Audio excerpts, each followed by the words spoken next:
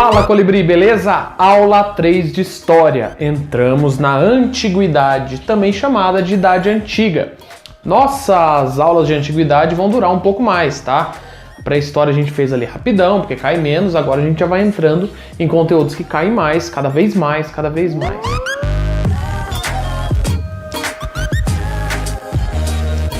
Então hoje a gente vai fazer a nossa primeira aula de Antiguidade e falaremos das primeiras civilizações complexas, também chamada de primeiras sociedades complexas.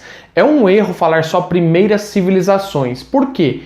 Uma civilização simples ou complexa, ela é uma civilização. Então a gente não pode dizer assim, os povos nômades não eram civilizações. Eram formas de civilização, só que eram menos complexas. E a gente tem as mais complexas, beleza? Então é um conceito interessante de conhecer. Primeiras sociedades complexas. O que havia nessas primeiras sociedades? Desde o início havia estratificação social. O que significa isso? Quer dizer que há uma classe social acima de outra classe social, que vai estar abaixo, mediana e as classes assim por diante. Normalmente as classes privilegiadas acima, da pirâmide, normalmente não, obviamente, e depois as classes abaixo da pirâmide social. Lembrando que a gente sempre usa pirâmide social para explicar a história, porque sempre que eu desenho uma pirâmide, deixa eu desenhar uma aqui para vocês, no topo da minha pirâmide sempre vai ficar pequenininho, ó. E aqui embaixo vai ficar maior. Quer dizer que essas classes de baixo eram mais numerosas, tá? Não é à toa que os professores desenham pirâmide. E as classes privilegiadas sempre em menor quantidade de pessoas. Haviam normas, controles e punição. Essas normas elas vinham para controlar a sociedade, também para punir alguma coisa errada que alguém cometesse. Já havia nessas sociedades iniciais complexas. Líderes comunitários começam a se destacar e normalmente esses líderes vão encabeçar essa estratificação e o comércio inicia-se muito forte com a prática de escambo, também chamado de troca. Escambo significa troca, beleza? Então troca de produtos excedentes. Uma região merece destaque nesse início das civilizações complexas. O Crescente Fértil. O Crescente Fértil é uma região ali no Oriente Médio, também que pega ali o norte da África, que é a região onde as primeiras grandes civilizações vão se desenvolver. Crescente fértil por quê? Porque a terra era fértil. Lembra que na aula passada eu falei que o que levou o homem do nomadismo, do paleolítico para o neolítico, foi a agricultura? Então, para se sedentarizar, o homem precisava de água. Para a agricultura e também para as necessidades gerais. Então, essas primeiras civilizações do Crescente Fértil são chamadas de civilizações hidráulicas. Precisavam muito dos rios. Quais são os 4 principais rios do Crescente Fértil que desenvolveram essas civilizações? O Tigre, o Eufrates, o Nilo e o Jordão. Entre o Tigre e o Eufrates, além dessa vírgula que eu coloquei aqui, eu coloquei mais uma coisinha. Por quê? A região entre esses 2 rios é uma região muito marcada pelo desenvolvimento de civilizações. É a chamada Mesopotâmia. Sabe o que significa Mesopotâmia? Região entre rios. É a região que está entre o rio Tigre e o rio Eufrates. Era a faixa de terra entre esses dois rios. Então a Mesopotâmia vai ter aí um papel fundamental no desenvolvimento das primeiras civilizações. Já já a gente fala mais disso.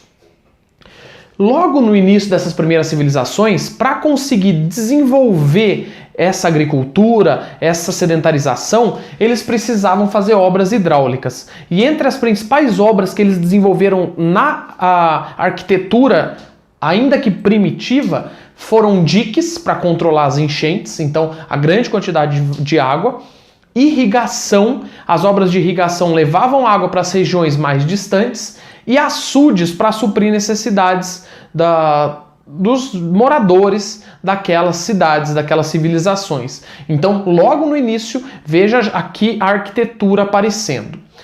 Vários povos habitaram essa região do Crescente Fértil e da Mesopotâmia, mas um merece destaque, a gente vai dar aí um enfoque maior nele num pedaço grande aí da aula, que é o povo sumério. Quem foram os sumérios? Os sumérios foram um povo que viveram o nomadismo, porque eles começaram seu desenvolvimento em 8.500 anos antes de Cristo. Então, em 8.500 anos antes de Cristo, eles começaram a se desenvolver e eles só foram acabar em 1950 a.C.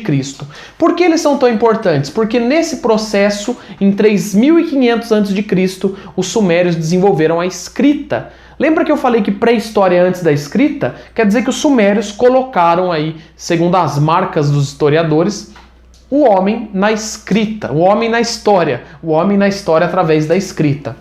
Então, aproximadamente 3.500 a.C., eles desenvolveram a escrita, que a gente vai falar um pouquinho mais dessa escrita depois. Esse desenvolvimento dos sumérios, então, passou por nomadismo, eles eram povos nômades, que se sedentarizaram, e a marca da sua sedentarização foi a criação de cabras e carneiros. Até hoje, na região do Oriente Médio, né, é uma marca forte a criação de cabras e carneiros. Sumérios. Vamos lá, vamos apagar a lousa e ver o que aconteceu com esse povo, beleza? Bom, os sumérios tiveram uma grande expansão agrícola, naquele momento que eles estavam se desenvolvendo mais, desenvolvendo até a escrita. Essa escrita, ela foi feita de forma, ela é chamada de escrita cuneiforme, ela era feita em tábuas de barro, então eles pegavam argila, faziam tabuinhas na madeira, e aí eles escreviam com bambu. Essa escrita ainda era bem primitiva e servia muito para anotações, principalmente contagem de recursos. Tudo isso foi trazendo grandes novas possibilidades de trabalho, digamos assim, para os sumérios. Então a gente tinha os artesãos, pessoas que cuidavam das contagens, do transporte, e as cidades cresceram. As primeiras grandes cidades são sumérias, destacam-se duas, Ur e Uruk. Também Nippur e Eridu foram grandes cidades sumérias, beleza? Uma característica das cidades nesse início é que elas eram cidades-estado. Esse conceito tem que estar na cabeça de vocês, porque a gente vai precisar dele no futuro também. O que é uma cidade-estado? São cidades independentes, autônomas. Elas não têm um governo central. Imagina que sua cidade aí, eu estou morando aqui, estou fazendo essa aula em Presidente Prudente. Imagina que Presidente Prudente e Brasília não tivessem um governo central. Cada uma fosse independente, com um rei, com autonomia. Seria mais ou menos isso. Inclusive essas cidades disputavam entre elas. Mesmo sendo sumérios, eles disputavam entre eles em alguns momentos. Essas cidades, o líder ele era líder político e também líder religioso. Vale lembrar que eles valorizavam muito a religião nesse período. Falando em religião, a gente entra em outro conceito que a gente vai precisar muito, né? A religião era politeísta. O que quer dizer politeísta? Crença, poli, vários, teísta, deuses. Quer dizer que eles acreditavam em vários deuses lá entre os povos sumérios na Mesopotâmia nesse período. Eles construíram templos que mostravam a grandiosidade da religião. Esses templos eram chamados de zigurates. Esses templos têm aí vários templos, vários zigurates até hoje, ruínas deles, porque é uma marca da arquitetura da Mesopotâmia e do povo sumério. Outra coisa muito marcante dos sumérios foi a astronomia. Eles observavam muito as estrelas, eles valorizavam o estudo das estrelas, da passagem de tempo. E a matemática, eles tinham uma matemática de base 60, a base matemática nossa hoje é 10, né? E a base matemática é 100, eu acho, sei lá. O professor de matemática esclarece depois. Mas a base deles era 60. E eles desenvolveram essa contagem 60 para contar o tempo. E até hoje a gente usa o nosso tempo a partir da base matemática suméria, que é 60 segundos, 60 minutos. Tá? Então essa base matemática veio aí até para os dias de hoje. Foram os sumérios que desenvolveram essa base matemática com o 60 como base, tá? Beleza, pessoal? Os sumérios, a gente vai falar um pouquinho agora da decadência deles. E aí, dois grandes reis, dois grandes povos vão se elevar na Mesopotâmia para a gente fechar a aula de hoje. Vou apagar a lousa aqui e já volto. Voltamos. Vamos lá, pessoal. Vamos finalizar a aula agora falando um pouco da queda dos sumérios. Os acadinos chegaram na região e dominaram partes dos sumérios. Os sumérios ficaram subjugados aos acadinos. Destaque para o rei Sargão. O rei Sargão pegou aquelas cidades independentes, autônomas, e unificou elas com a administração dele. E isso fez com que surgisse então o primeiro império mesopotâmico, através dessa unificação das cidades-estado. O rei Sargão foi quem fez isso. Mais tarde, os acadinos perderam o poder na região porque chegaram os amoritas. Em 1950 a.C., os amoritas dominaram a região. É considerado o fim dos sumérios, né, da civilização suméria, porque os amoritas mudaram muito a região, tirando as características mais centrais do povo sumério. Nesse momento, os amoritas colocaram a Babilônia, que era uma dessas cidades-estado, como capital do império. E aí vai se destacar um outro rei, o rei Hammurabi. Hammurabi, ele foi um rei que estava aí cansado de resolver empecilhos e problemas dentro do reino, né? Lembrando que aqui nessa época o rei meio que decidia tudo.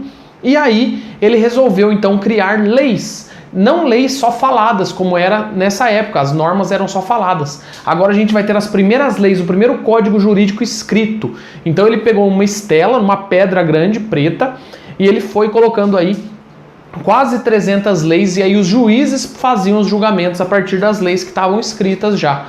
Essas leis foram aí quase 300 pelo princípio de talião. Talião significa retaliação, ou seja, eu vou fazer uma coisa, a pessoa vai pagar a partir do que aconteceu com ela. E aí vem o princípio de talião, de retaliação, que é olho por olho, dente por dente.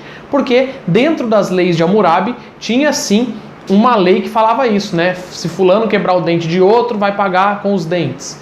E é legal que muita gente acha, olha como era justo, olho por olho, dente por dente, mas não era bem assim. Algumas classes sociais tinham punição menor que outras. Por exemplo, nessas leis, se você procurar elas, você vai ver que, por exemplo, se um homem rico furar um olho do homem pobre, ele pode dar dinheiro para pagar, indenizar o outro. Se um homem pobre furar o olho de um homem rico, ele paga com a vida. Se um homem pobre furar o olho de um homem pobre, fura-se o olho dele. Então é muito legal que essas leis não eram tão olho por olho, dente por dente assim. Depende do extrato social. A estratificação social era levada em conta na hora da pena. Mas muito famoso o Código de Hammurabi, olho por olho, dente por dente, é muito cobrado. Então a gente finaliza a aula hoje falando aí desses povos iniciais da Mesopotâmia, e depois, na próxima aula, a gente vai continuar em antiguidade falando de outros povos importantíssimos, tá? Os egípcios, os persas, os fenícios, os hebreus. Até a próxima aula, espero que tenham gostado. Façam o exercício, consultem o material de apoio, não perca a cabeça, abraços.